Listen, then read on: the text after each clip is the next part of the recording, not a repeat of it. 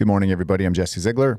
And I'm Quinn Cody. And this is Dakar Rally Daily from Stage 8 of the 2024 Dakar Rally. And before we get into it, we have some really terrible news. Unfortunately, Spanish rider Carles Falcon has passed away this morning. He was involved in an accident on Stage 2 of the Dakar Rally this year. A pretty serious crash. A fellow rider, like often happens, came up on him, alerted emergency personnel. They landed a helicopter, took him out, stabilized him at the Riyadh hospital, I believe, but he was in, serious condition, very, very critical condition, and eventually flew him back to Spain, where he stayed until this morning. And it seems like report from the Twin Trail Racing team, which has a really cool story. The Twin Trail team, obviously, they're sponsored by Climb.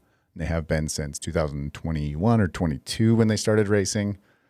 But really, it's just a bunch of enthusiasts. It's a bunch of guys, not unlike Quinn and myself, who started following rally, actually started a live sort of broadcast show. I don't know if it was on YouTube or what, but for a Spanish audience, covering the race live in 2021. And, they got the bug to go race it, and they started doing Malle Moto, and, they raced in 22 and 23. And, it's just really unfortunate that Carlos, lost his life at this race.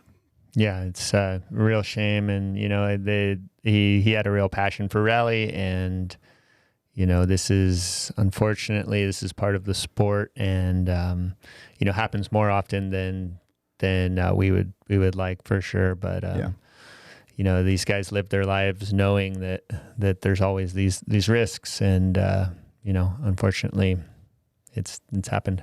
Yeah. So thoughts and prayers going out to Carlos and his family and the Twin Trail Racing Team family. We've enjoyed watching what you guys are doing, and we wish you the best going forward.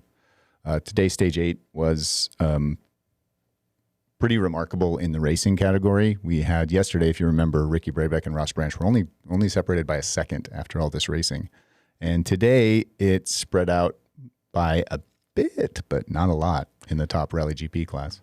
No, in the general classification is still extremely tight. On the stage results, we saw our friend Kevin Benavides, get the stage win. Which yesterday we were so confused that he hadn't had a stage win, but he did. He won in Stage 3, which seems like a long time ago. I know. That was a week ago. Because he got the stage win, Quinn later in the show will have to try to put on his rally jacket that's behind him. Yeah. Yeah, I think you can do it. I don't know. I think you can squeeze into that thing. A little hefty for Kevin's jacket, but I think we'll give it a go in a little bit. Stretchy. His brother backed him up in second place, Luciano Benavides. Luciano had a strong ride, caught stage leader Nacho in the beginning and started gobbling up some of those points. So there wasn't as many bonus points available for Nacho to take. He's only 30 seconds behind his brother today. What a fun brother-on-brother race that was, I imagine. Yeah. Back in the pits, they're probably chatting about that. And then Adrian Van Beveren came from quite a ways back today to really get some time. Was challenging for the stage win until the last 10K or so, where he just didn't make up that time to get the stage win. Yeah, and this is a kind of a question that we have: is were guys slowing down at the end of the stage? Did they not want to lead out tomorrow? Yeah. Stage 9 is a big day, and I think we're going to hear a little bit about that from the guys a little later. But seems that this is an intimidating one. Is this Stage 9, and so we may have seen some guys kind of pumping the brakes towards the end of the stage. Maybe finally some strategy is coming into play.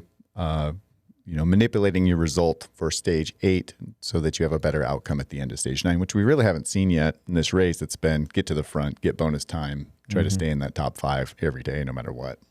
Yep. We can hear from stage winner first.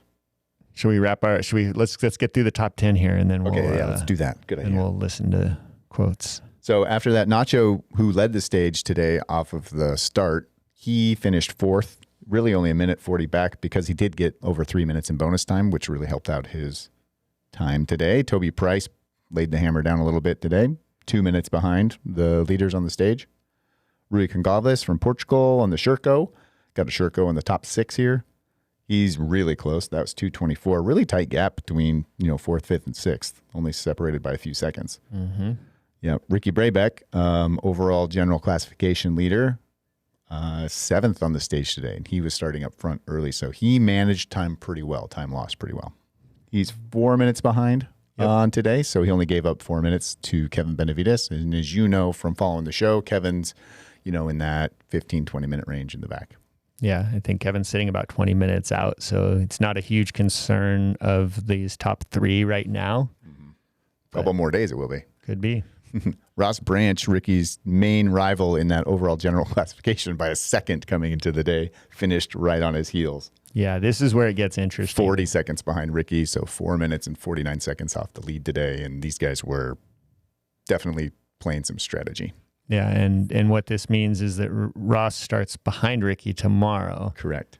Which I don't think Ricky's too worried about, but he would prefer to have it the other way. Yeah, for sure. But then at the same time, like these two, maybe they're kind of playing a little strategy, slowing down towards the end of the stage. But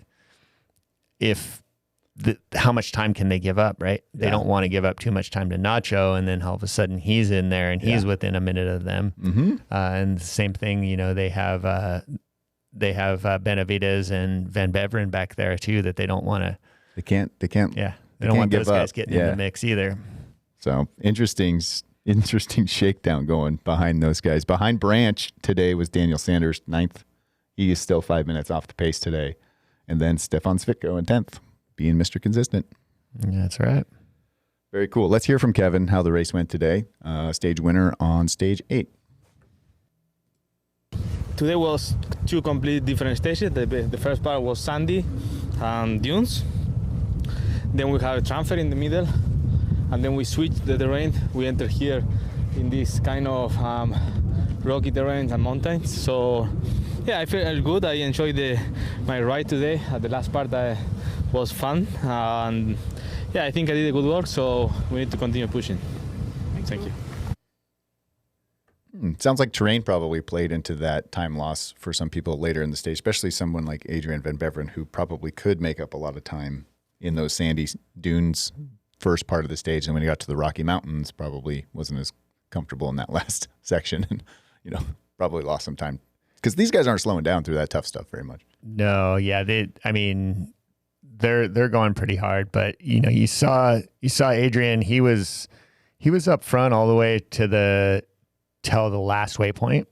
Oh, so really? Yeah, really. He close. was leading the stage till waypoint 20, which is the last one, and then within the last little bit, he dropped back to third. Okay, so that's a bit of time. He does not want to have to lead out tomorrow. I think that's intentional. Yeah. Okay, got it.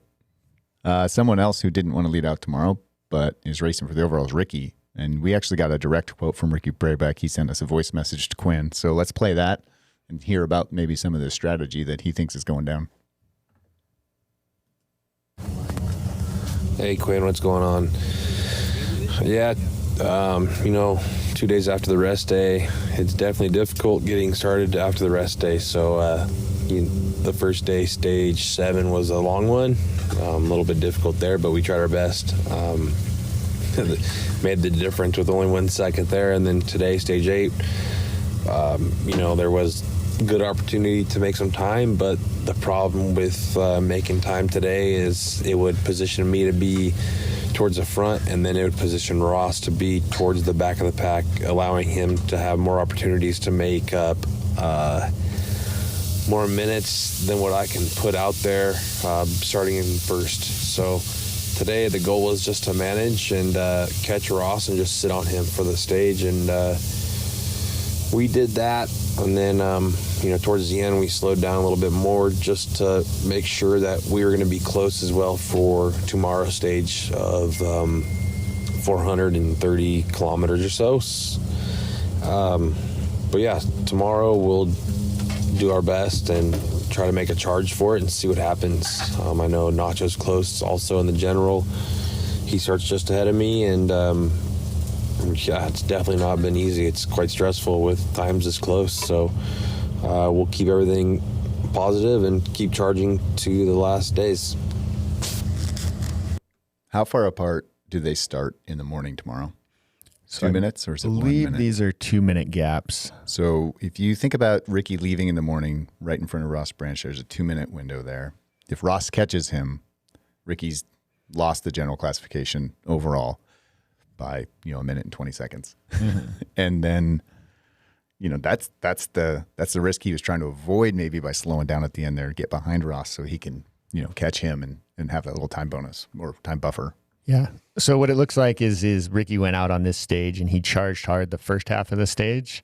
And then he settled back into about third. And then at that final waypoint, the last, 50 or so kilometers, he backed way off to seventh. But it looks like Ross kind of did the same thing. He backed off. So I think it was a little bit of cat and mouse. There was some games going on between those two. And we haven't seen this at all in the first week. They've been really just flat out the whole time. So they're starting to see the light at the end of the tunnel. They're starting to count down the stages. And basically what they see is tomorrow they're headed into the rocky stuff and the mountains. So the navigation's going to be tougher. Tomorrow's a big gnarly stage. So I think that's the big opportunity for time. The following day is a little bit shorter. Yeah. And then from there, it goes into another big stage. So really, you got to be on the right side of these big.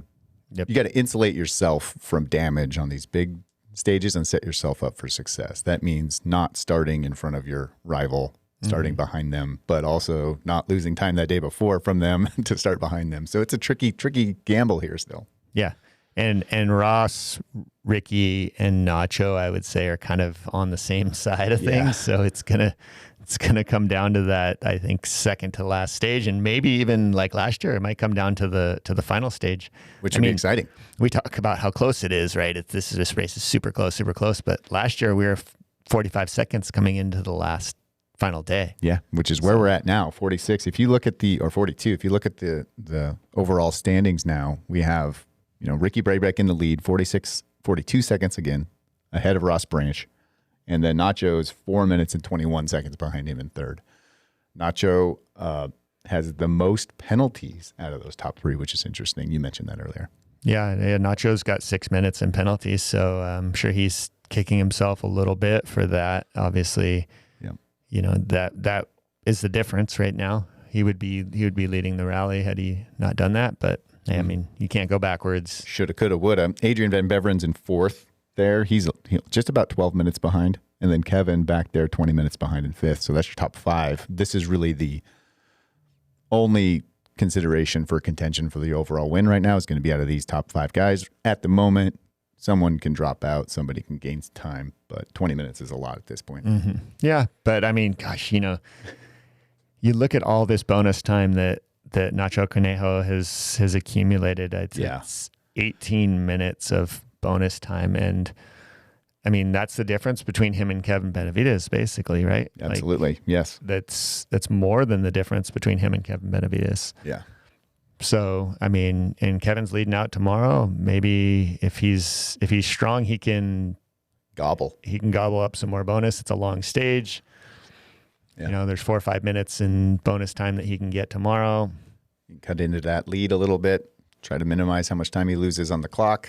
Yeah, and the other thing is, right, these top three are going to be probably not wanting to finish. They're going to be kind of in their own race. They're not going to be wanting to win stages. Yeah. They're going to be battling each other's time, not that overall time. I think we got a quote from Nacho as well. Yeah, we do. Let's hear from Nacho about his race today and kind of where he's sitting. Yeah, wasn't easy. A lot of dunes in the beginning and very tricky navigation and rocky at the end.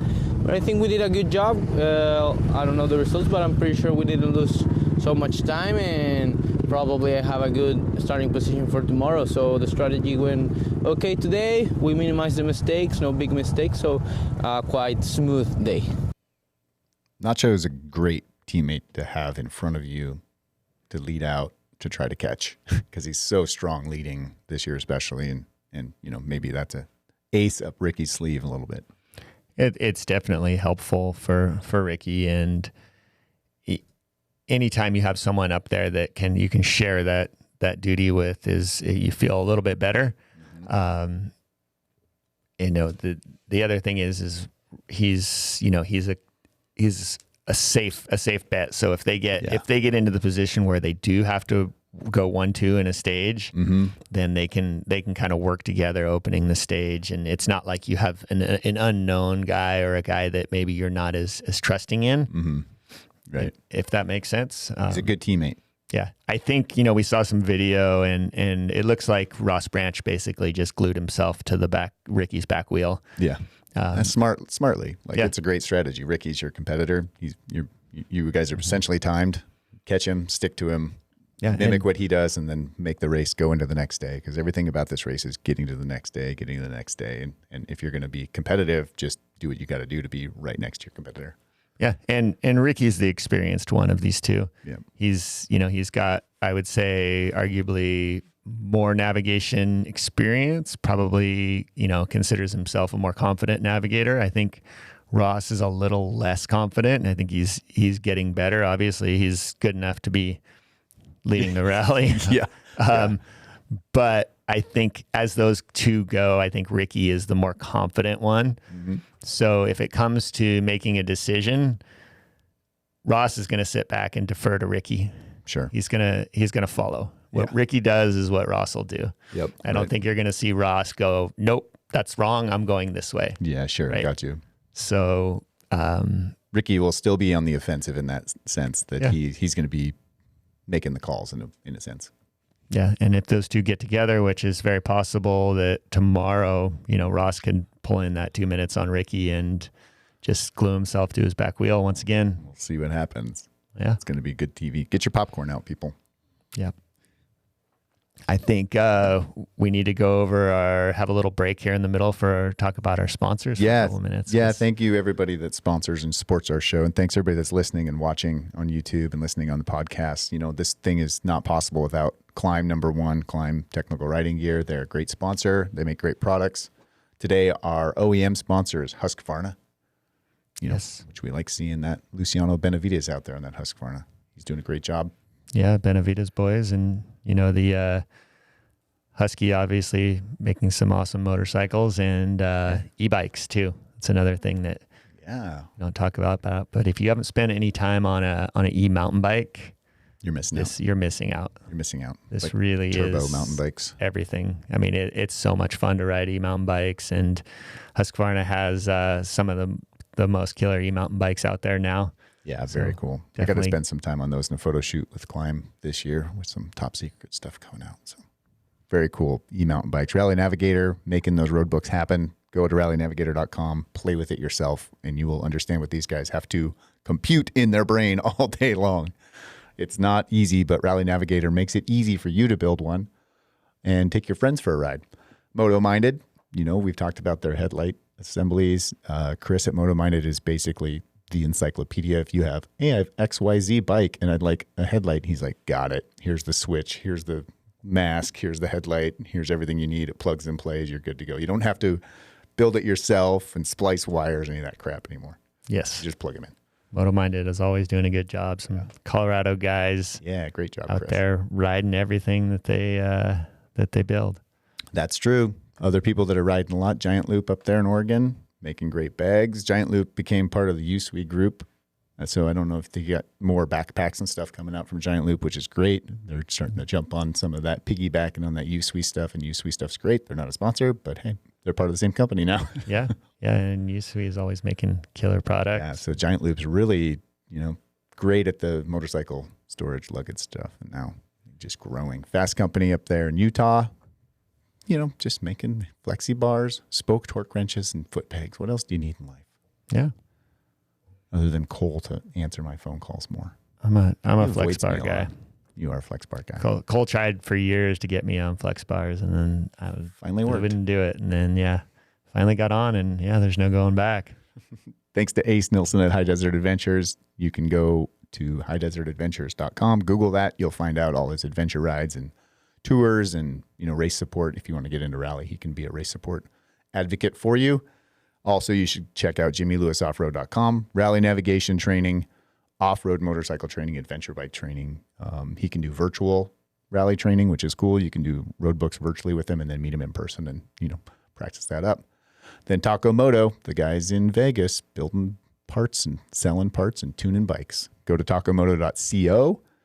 Check out what they have cooking for your bike. They got a lot. And then Peak Design, like always, my tripod's sitting there. My phone case is rocking. Thanks, Peak Design. That's right. Thank you to all these guys. Great day today. We also have some drama in the Malle Moto class again, which is going to happen every day now because this is attrition time. We got another sponsor. We do. We have two more sponsors plug. today. Two more sponsors. First of all, Will from Leaf and Bean Coffee Company, Rochester, New York, sent us another coffee package. Yes. So thank you, Will. We need coffee to stay alive. We're now caffeinated at this time. And it's not just coffee getting up in the morning nowadays. It's just coffee all day long. Yeah, I have to have it in the afternoon to reawake myself from waking up early. Because we have real jobs. But who's our other sponsor today? We've got... It's a suspect package. We don't know. This is very suspect. This is, I think we call this fan mail. Yeah, this is fan mail. We have fan mail to open. From Gnarly Dave. Yes. Gnar. This looks like a package that you would get from someone, maybe a stalker. Yeah, this could be a stalker package. It's got some full of some strange white powder substance, but we're going to go ahead and open this. If you're listening to the podcast and not watching on YouTube, it says on this package, Dakar Rally Daily, the best show on earth. It is. Agreed. With great power comes great responsibility. Use wisely. And then there's a whole bunch of little rally symbols all over the over the package. We're supposed to go cap heading at 140 degrees to open this thing. Yes, so I'm going to go ahead and tear into this thing. Oh boy. Jesse can describe I'm a little nervous. I know. White powder doesn't.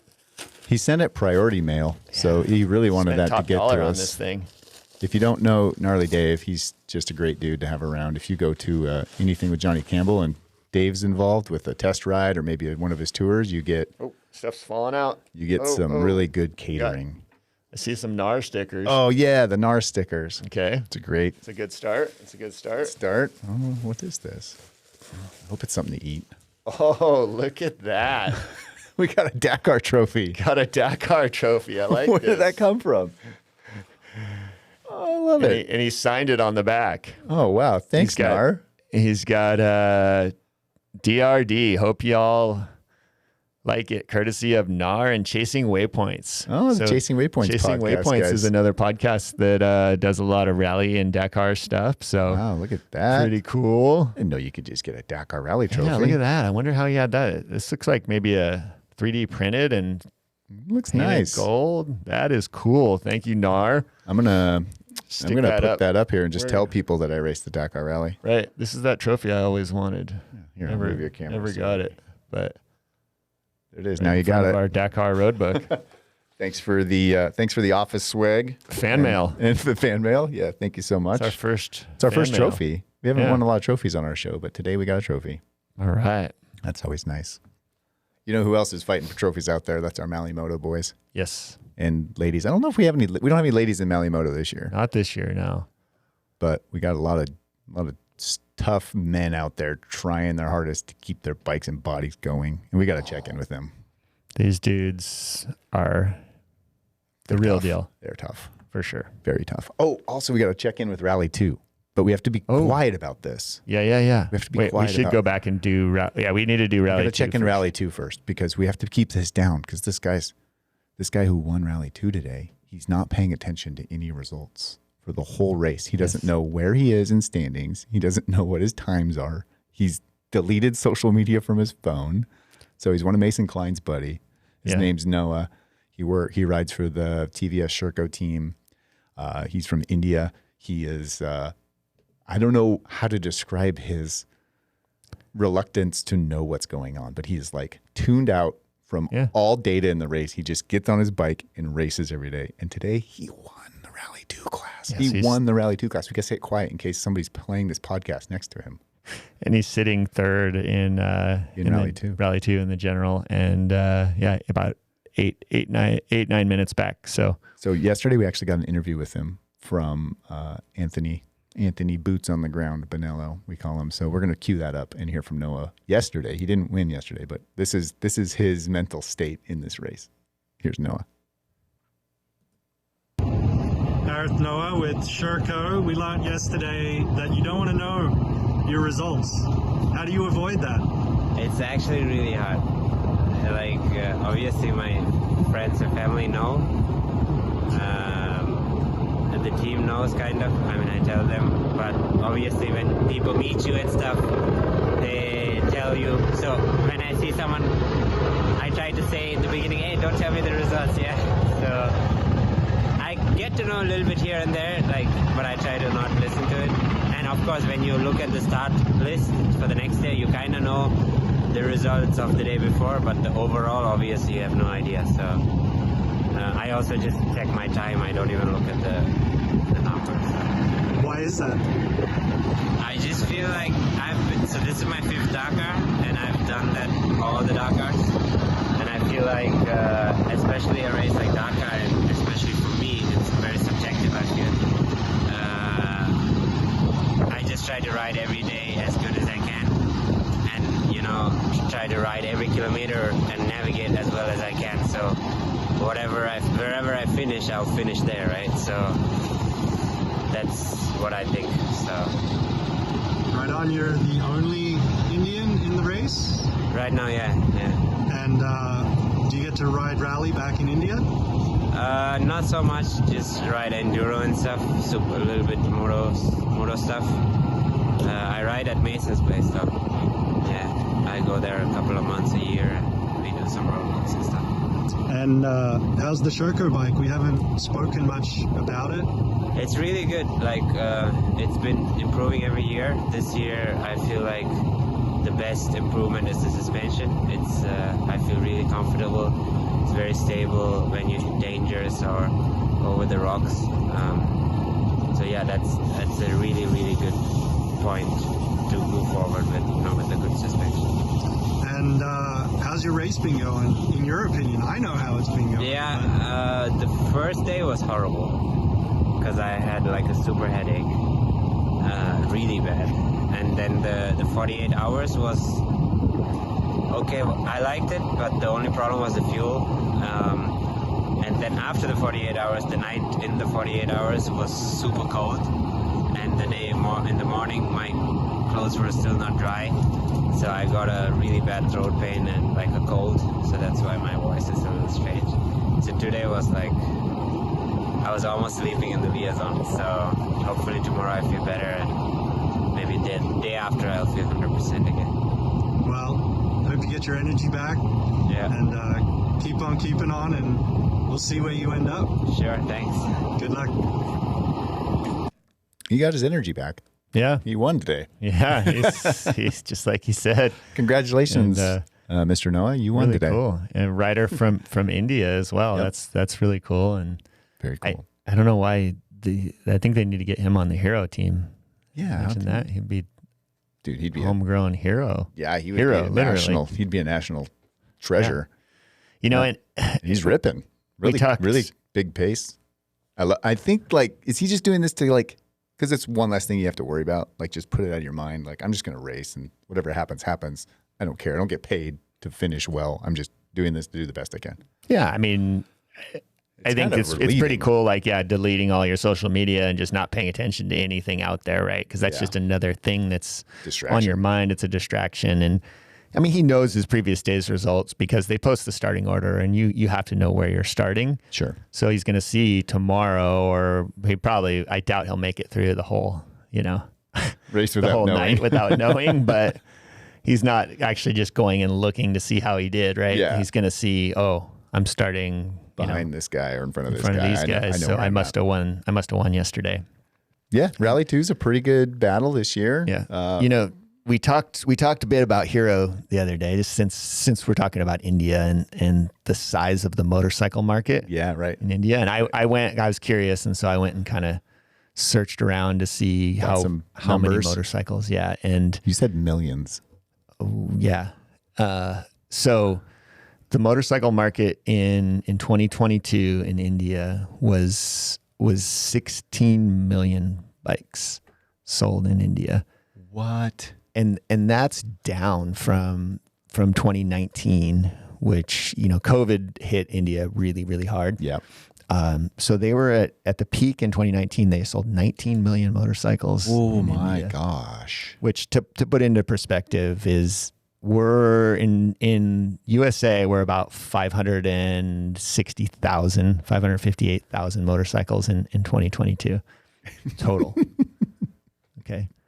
So how many do you think Hero sold of that 16 million? 16 million motorcycles in India. What market share does Hero have on 16 million models? So I don't know, say 30%. Yeah, they're 5.7 million motorcycles. Oh my gosh. And they produced 9 million motorcycles. And that's their global distribution is 9 million. Yeah. But 5 million of that 9 million is sold domestically. Almost 6 million is sold domestically in India. That's- And these are small displacement, Sure. low They're cost motorcycles. It's not like 125cc street bikes, commuting, whatever. Yeah. But, Still, you know, volume is volume. Numbers are numbers. Yeah. And I mean, you know, KTM is close to 400,000 globally. Yeah. So Not 9 million. 9 million. 9 million. Well, pretty wild, but Pretty wild. you know, they Yeah, have some The scale's awesome. serious scale and funds to sustain an effort of the Dakar consistently, and But I know he's on a French Sherco. maybe hire some Indian riders too. Yeah. Looks like there's some development. There's some interest out there. We've seen Indian riders before. Sashin Tosh. Yep. Crashed really hard. We Yep. saw a very, very scary crash from him once at the rally. Yeah. So interesting to see the emerging market and also the cool melting pot that Dakar is. All these different people from different, like this guy is from India, races for a Sherco team, somehow rides in Agua Dulce, California, right up the road with Mason Klein and trains. That's his basic rally training. So it's a cool, small world. Very cool. Let's get into Malle Moto, guys, finally. Yes, We got to talk about these guys last today. we do. We could just do a Malle Moto show because it's so entertaining. It's so much fun to talk about. Today we're going to check in with Kyle. Kyle had a bit of a scary night last night coming into the pits. So here's Kyle McCoy, American Malle Moto competitor. Kyle McCoy, how's the Malle Moto treating you? You're in the thick of it right now, it sounds like. Yeah, it's tough. You know, I'm still here, but yesterday was one of the rougher days of my life, and I've thought about it all day today. There was 30 minutes in there where I went down the backside of a dune. I normally ride outside the lines, but I was in the line at this moment. Just had to sit a little tip at the bottom, pick the bike up to get out of the way. The cars had just caught us, and the bike doesn't start. So I run up to the top of the dune, put my helmet to mark my spot, come back down, and I spend probably 30 minutes trying to figure out what is going on with the bike. And thank God I figured out the fuel selector switch here from front to rear tanks had failed. When that fails, and I couldn't hear it, but because all the cars and everything, then I heard no fuel pump. So that was the switch. It failed. And there was a shortcut. It took me about 20, 30 minutes to sort of calm down and figure all this out. And I opened up the ICO backing and plugged in a shortcut. And then the bike fired right up and I almost started crying. But it was a long day. It was 900 kilometers. And I knew at the moment I've got to go a hell of a long way still. And so I came in the last 20 kilometers in the dark, which was terrible because it was stony and trucks and cars all around. So anyhow, really low, but on the other hand, today I pushed it a little. I've been riding at like 70%. Today I rode at like 80, 90%, which I normally don't do, but I was in the dunes, very comfortable. So I pushed to get back up to where I belong, which is about mid-pack. And so today is good, no problem. The bike's good, I'm good. And I'm just trying to enjoy it, but he's made it really, really difficult this year. Really difficult. So I'm just going to soak in these last sort of 4 days and try to take some more photos and get to the finish.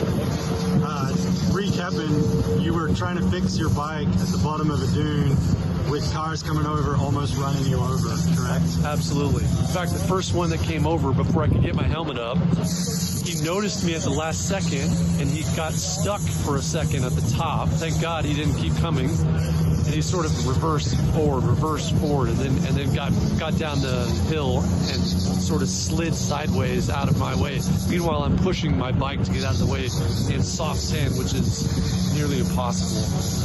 So it was rough. It was one of those moments I will remember as long as I live, for sure. Right on. Well, you look picture perfect, Malle Moto. Don't forget to try wash your face tonight, and keep on keeping on. I will, man. Thanks. One of those memories he's not going to forget, but not for a good thing. Sounds like that was frightening and terrifying. Yeah, for sure. And That's a terrifying situation, right? Your bike breaks. You're on the backside of a blind dune. There's cars, and then probably big giant trucks coming. The clock's ticking for the sun to drop. Yeah, that's terrifying. And he was smart enough. He put his helmet on top of the dune. They do have what's called a sentinel system where you can push like an emergency button, and it sends out the other a beacon. Yeah. Right. And so as the cars approach you, they hear but they don't know where it is. And if they can't see you, they're not going to slow down. It's an alert, but you hear that all the time, and you're kind of like, what is that? And you get numb to that too. So that's scary, but good thing he was able to get that thing running, and sounds like a long day with 900 kilometers of riding. What an adventure, man. Finishing super late. And he even said he's trying to enjoy it, but they made it really hard for him to enjoy this year because of how grueling it is. Yeah. If you look at the beginning of that video, I don't know if you saw it in the back, Quinn, there's a cove in the Malle Moto class. Yep. And as bad as Kyle's day went, I think it was a little better than our next guest on the show's day. Yeah. Wasn't it? This was a couple of days ago. Yeah. Oh, yeah. This was a couple of days ago. Still, this experience was a little worse or better. Depends on what kind of, Yeah, he did. What you're into. We'll just kind of play it. We'll play it. You be the judge. Let you decide. This is Caesar. He is riding on a cove. Yep. And he has a story to tell about the other day. Cesar from Italy here, riding the cove in the Malle Moto. You had an interesting night in the desert during the 48-hour chrono. What happened? Yeah, I was late at the gate, but I decided to go forward, and I knew soon it will be dark, So I had to stop when I didn't see anything more, and the only thing to do is rest and stay there and rest, and so I spent the night there, and that's all. And it seems so crazy, but it's not so crazy. It's it's like natural, but lovely. To recap, you got stuck between the bivouacs and you slept in the desert. Yeah. With nothing. I heard that a helicopter dropped you a package. Yeah, but I didn't see it because they put me a light, and I was looking at them, and they drop a package, and probably it went down the dune. I only realized in the morning it was there, so I had a little, it was cold the night, but I put myself under the sand and it was fine. So the helicopter drops in the package, you can't find it in the night, you bury yourself in sand to keep you warm, you're still smiling. The one thing I heard was because you didn't reach the bivouac, your time kept counting all night long. Is this correct? Yeah. That's a pity because I was doing quite well, but I didn't know this. So if you did not stop in the bivouacs, the time used to go, and so when I arrived at the finish of the stage of the second day, I saw it so big. Not time. I say, what happened? And so they explained me. But it's okay. I'm still in the race and I'm enjoying, and that's all. And how is your cove bike? Wow, it's great, really, because it's actually I did not expect so much. Now this is the 8th day, but it means 9. because we had a double day, and then we had a shakedown, and then we had a prologue. Then I used 1 week before for testing. So the bike is perfect, and I'm very happy. Right on. Well, keep on keeping on. Keep smiling. Thanks a lot. Ciao. Great. Ciao. That's the attitude. That's the winning attitude, finishing attitude right there. what an animal. That's amazing. And Buries himself in the sand. I mean, it was cold, so I just buried myself in the sand, and it was not so bad. I mean, I'm sure animals do that, so it makes sense. Yeah. I guess. He's probably still pulling sand out. It's got sand falling out of who knows where, Who knows right? where. Exactly. I mean, you fall in the dunes once and you It's got sand there for in your days. ears and everywhere else. So I you can't buried imagine yourself. sleeping all night buried in sand. He didn't seem bothered at all by the experience until he got back and he realized his time was still running. He's like, "Oh, that's disappointing." But sleeping in the sand, I don't care about that. Yeah. Whatever. Very cool. And great insight into the Cove working for him and a Malle Moto competitor.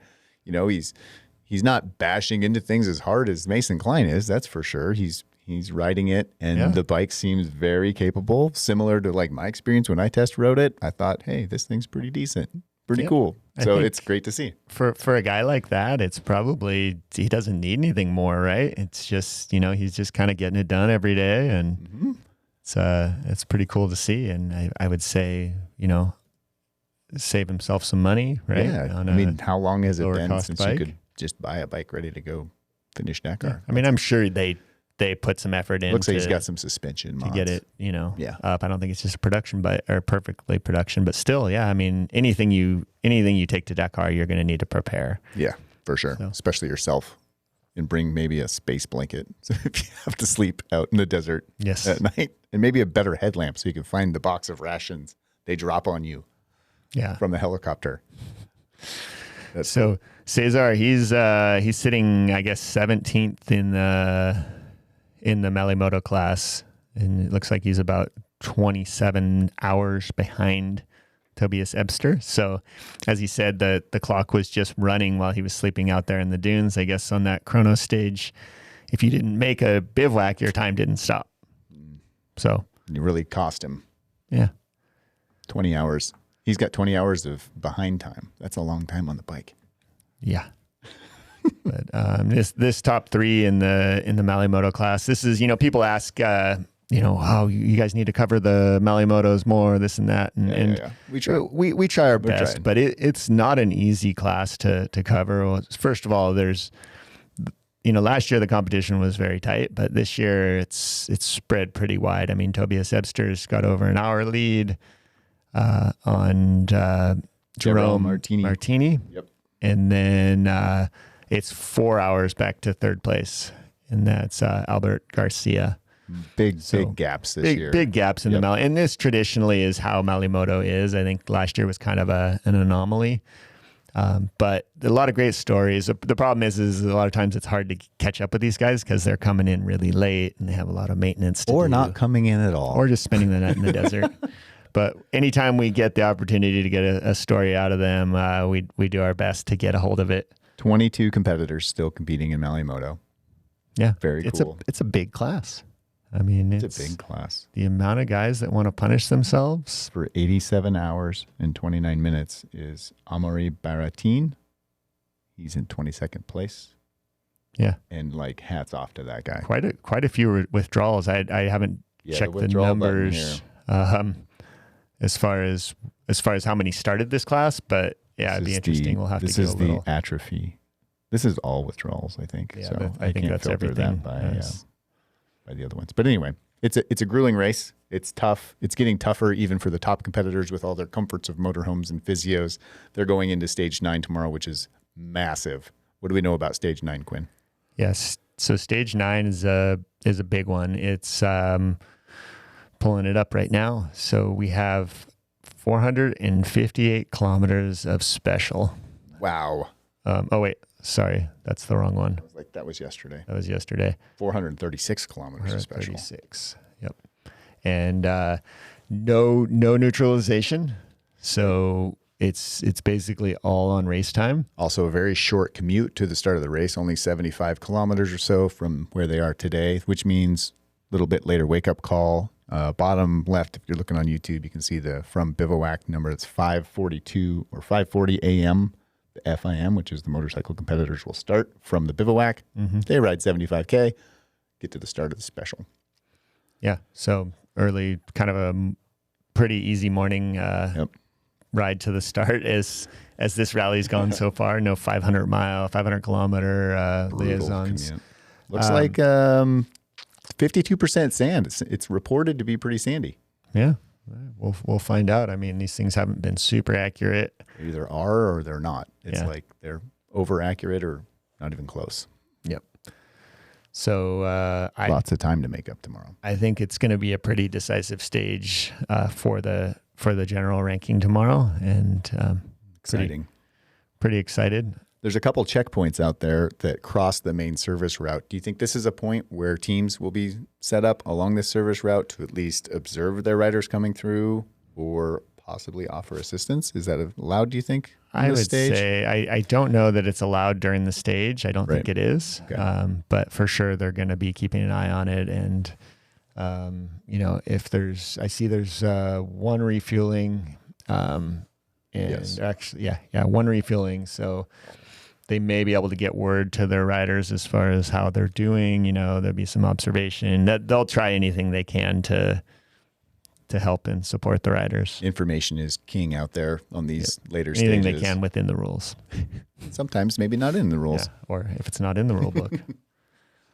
Exciting stuff. We'll see what happens tomorrow if Ricky Brabec can hold on to that lead that he's slowly growing by seconds and seconds every day, or if Ross Branch can really hammer down and make up a lot of time tomorrow. Yeah, tomorrow's gonna be tough because I think these top overall guys don't really want to win, but they kind of have to. Sooner or later, they're gonna have to win. Somebody's going to have to make that move and just hammer down. Yep. And Benavides brothers are gonna probably have to work together, get up there and open that stage. Yeah. I think Ben Beveren, he's in a difficult spot because not a lot of tracks in front of him, but he's got two pretty solid navigators there. But I think as the top, 3 or 4 go, I think he's probably stands to lose a bit of time because Ricky and Ross are going to be coming pretty hard from the back. All right. Here we go into stage 9 of the 2024 Dakar Rally, and there's nothing but more excitement to come. Yeah, you have to get to chainslayer.com/Dakar and make your picks. Should we check in on chainslayer.com this morning? We could. Let's see if we got the results up. Yeah, the other thing is you haven't forced me to try on Kevin's rally jacket this morning. You could try that on the background. I'm scared. Wow. All right, so go to chainslayer.com/Dakar, log in, make your picks.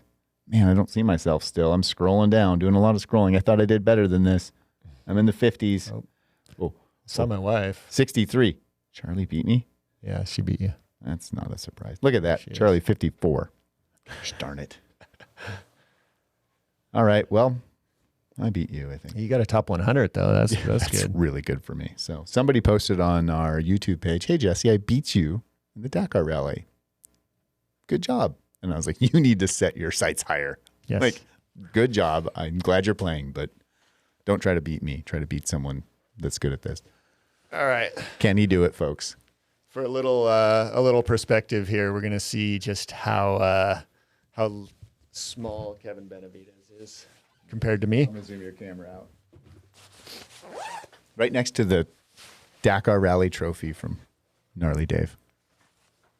I like the fake trophy. It's Don't cool. don't break that jacket. That thing's pretty epic. Can he do it? Headphones are coming off.